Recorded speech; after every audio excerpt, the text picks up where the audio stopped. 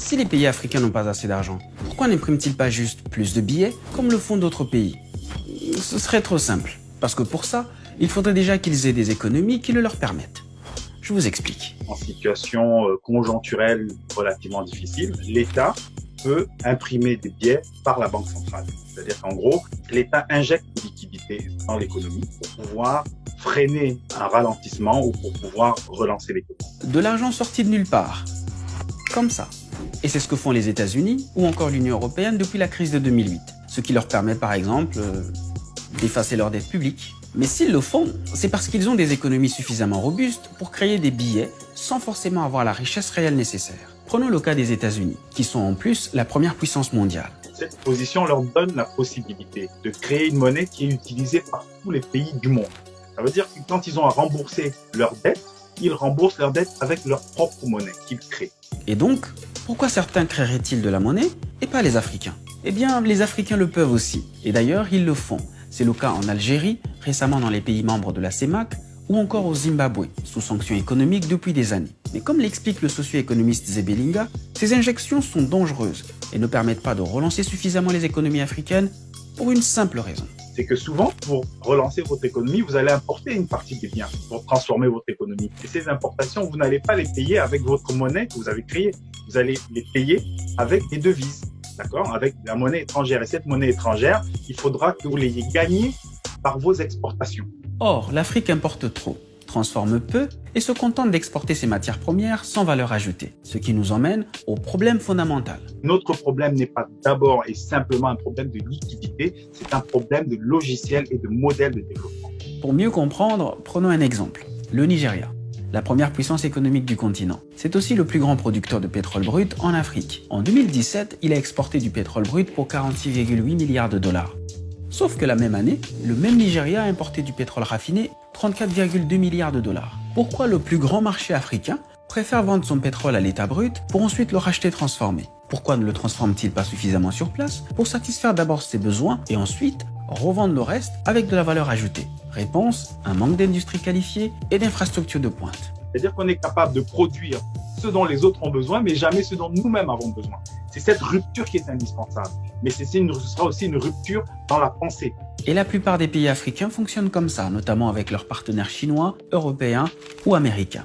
Leurs économies locales ne seraient même pas capables d'absorber trop de liquidités. Et ça pourrait faire augmenter les prix de manière catastrophique. On a des économies dont la valeur ajoutée manufacturière, en gros le niveau d'industrialisation, est très faible. Ça veut dire que si on injecte aujourd'hui beaucoup d'argent, ça ne va pas forcément entraîner une augmentation de la production. Ça va simplement faire un afflux de consommation jusqu'à ce qu'il n'y ait plus assez de produits et donc ça risque de faire de l'inflation. Vous ne saisissez toujours pas? Prenons un autre exemple.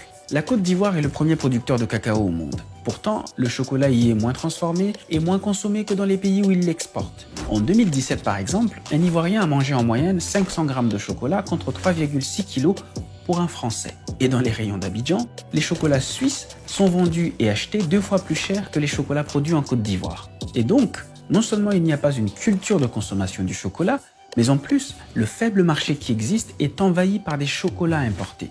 Et le comble, c'est que ce sont en réalité des géants étrangers qui achètent et exportent la plus grande partie des fèves de cacao pour les transformer ailleurs, aux grandes dames des exportateurs locaux.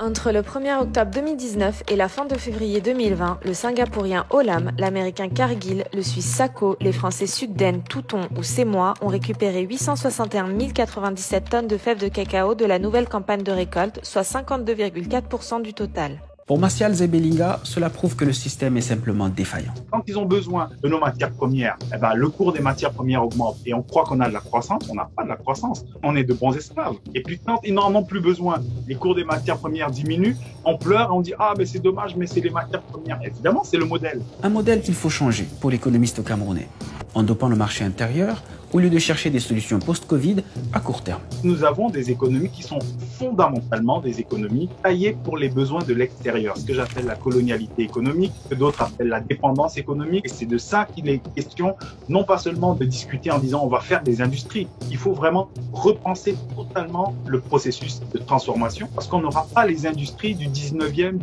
20e siècle. C'est fini. En commençant par le secteur agricole. Car en 2017 toujours, l'Afrique dépensait encore plus de 35 milliards de dollars par an pour importer du riz, du sucre ou encore des huiles végétales. Alors même que l'Afrique possède 60% des terres arables non exploitées du monde. Une mine d'or, selon la Banque africaine de développement.